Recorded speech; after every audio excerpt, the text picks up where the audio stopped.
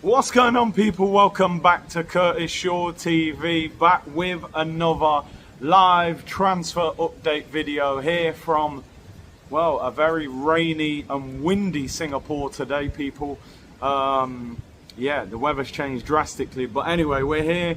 We got to touch base, talk about the latest goings on at Arsenal, and there is a lot going on, people. Big up to everybody that has been supporting these videos on the tour. And by the way, I forgot to update everyone. My luggage has arrived. It actually came 2 days ago. I actually forgot to say. Somebody actually made an account on here called Curtis Shaw's Luggage and then put a comment saying I'm lost. Brilliant. You guys are too quick with it. So big up to you guys. The luggage has arrived. So I'm, well clothed now, even though it turned up 3 days too late, but better late than never. Anyway, yesterday was a busy day. We went to Mikel Arteta's press conference after the open training. Managed to ask him 2 questions. It's funny, I feel like Arteta likes me asking him questions. It's crazy because something similar happened last year in Philadelphia. And basically, the lady in the press conference gave me the question and she said, ask a question to Christian Norgard. I never heard her say that. So I directed my question to Mikel Arteta and he was like, oh no, ask Norgard a question, then you can ask me a question. He knows what time it is. C-Unit business, man. Anyway, Sky Sports clipped up my question to Norgard, as we do every year. My questions seem to get clipped up, they're getting better. I asked Arteta a question that I thought was a pretty good question. Do you have to win a trophy this season? Are you under pressure to deliver that trophy to the fans? And to be honest, he answered it in the way that we expected him to answer it. He kind of answered it without giving me the answer. He's very good at that. I'll give him that. He really knows how to talk. And then by the end of the answer, you think, I didn't even hear you answer the question. He spoke about pressure and things like that, but he never really actually mentioned trophies in his response. But listen, fair play to him, at least accepting the question from me when the question should have been directed to Norgard. So yeah, big him up for that. What happened yesterday? Listen, we found out that Victor Gyökeres is now in London. He officially landed yesterday with his agent. He didn't have permission from Sporting Lisbon to actually leave and fly to London until the deal was completely agreed. Now the deal between Arsenal and Sporting Lisbon is now officially completed. Paperwork done, signed, bang.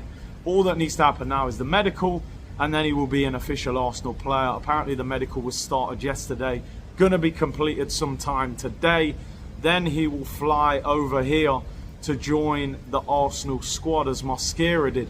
Now the question that everyone's asking over here is, will Gyökeres make it here in time for the game against Newcastle, which is tomorrow evening local time, or will Arsenal slow it down and get him to join the team in Hong Kong on Monday afternoon? Seems like a bit of a rush for him to get over here if he's still completing the media work and medical work, but maybe they'll get him on a flight sometime this afternoon and get him here for tomorrow morning. Who knows? You would imagine he's desperate to be around the team, but then the club might think it's not worth you flying to Singapore to be there for 24 hours and then fly to Hong Kong. So that's what a lot of people are trying to see. Obviously, we now know Victor Gyökeres will wear the famous number 14 shirt. The 10 was available. 9, it looks as if Arteta didn't want to take it off Gabriel Jesus. So he will wear the famous number 14. A lot of pressure, but I like the fact that he's willing to take that pressure and listen, go and do Thierry Henry proud. It's interesting, Rashford took 14 at Barcelona, Gyökeres has took 14. That Thierry Henry aura goes on, people. Big headline news today over here, and I'm sure you guys have seen it no matter where you are in the world. Miguel Delaney saying that Arsenal are looking to sign Eberechi Eze once this Gyökeres deal is complete. They would actually, according to this report, like to have this deal done before the start of the season.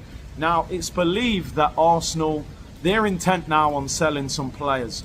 Reece Nelson, there's actually reports he could go to Palace as part of the Eze deal, but he is being heavily linked with Fulham. Fabio Vieira is being linked with Parma. former Arsenal coach Carlos Cuesta is now the Parma manager. Apparently he's interested in signing Fabio Vieira. Arsenal want around 20 million euros, which is around 17.5 million pounds. Cuesta wants it for less than that. Apparently would be maybe willing to do business at around 15 million pounds, 15 million euros, which is around 13.5 million pounds for a guy that we paid 35 million for. To get 13.5 million is a big loss, but I think Vieira's got to be moved on. Still rumours that Zinchenko could go to AC Milan as well.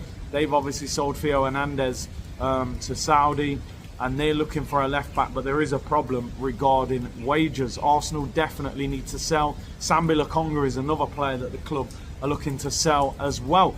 But Miguel Delaney saying, number one, Arsenal don't directly have to sell a player to get the Eze deal done. They are prepared to sign Eze and then go and get players sold afterwards. Eze has a release clause of £68 million. Arsenal looking for Arsenal want a structure that they can work with. They don't want to pay huge amounts of money up front. They want this on some Klarna business that works for them, where they spread it over 3, 4, 5 years. Will Crystal Palace be willing to do that regarding their best player? Now, Eze played in a friendly yesterday for Crystal Palace and scored a belter, by the way, just to reiterate his quality.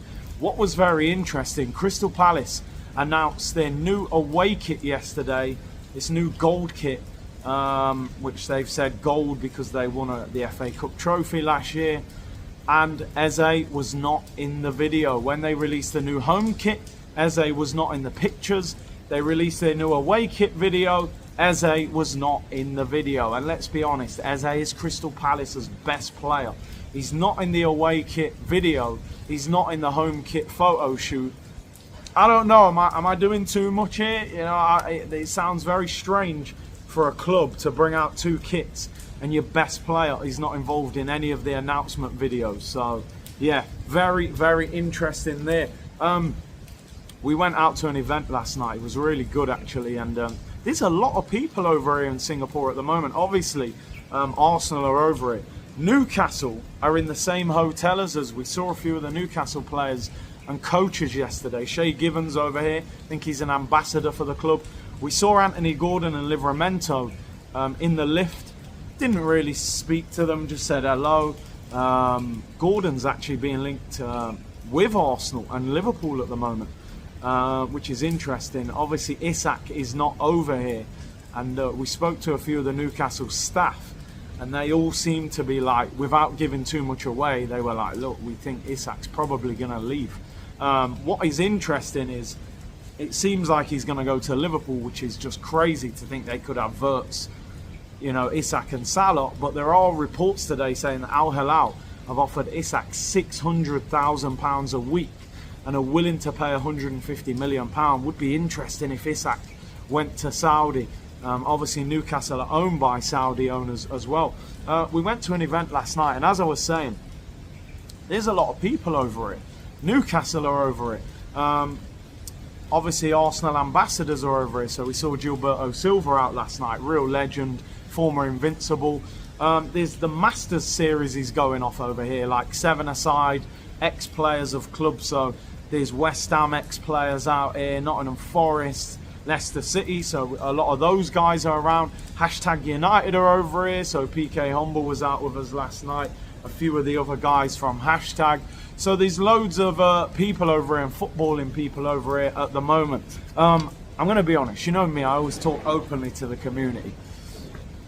Part of me is tempted to go to Hong Kong. I'm not sure whether I'm going to do it or not. It depends very much on the circumstances, just simply because we've waited for this Gyökeres deal for a long time, and apologies, this guy's just casually pushing through some cans and making a whole heap of noise, but I am in a hotel, so forgive me. I've been on tour for about nearly a week, and there's a possibility Gyökeres arrives on Monday in Hong Kong when I'm flying back to London. So I'm like, yo, for content purposes, do I need to go to Hong Kong and get that announcement of Gyökeres turning up at Arsenal? We'll see. It depends on a few things. Maybe I'll fly back and get back on the streams and do it from there. The weather actually in Hong Kong at the moment apparently is quite bad. They're having some crazy rain and wind over there. So yeah, we'll see. What do you guys think in the comments? Sure on tour. Do we continue and go to Hong Kong, or do we just go home and get back down to business, stream the Tottenham game, do watch-alongs from over there? We'll see. The weather's not great, so yeah. Anyway, big up to the community. Don't forget today's video is sponsored by Match Bingo. Scan the QR code, click the link in the description below. Deposit £5 to get £10 free. Big up to Match Bingo for supporting Shore on Tour out here.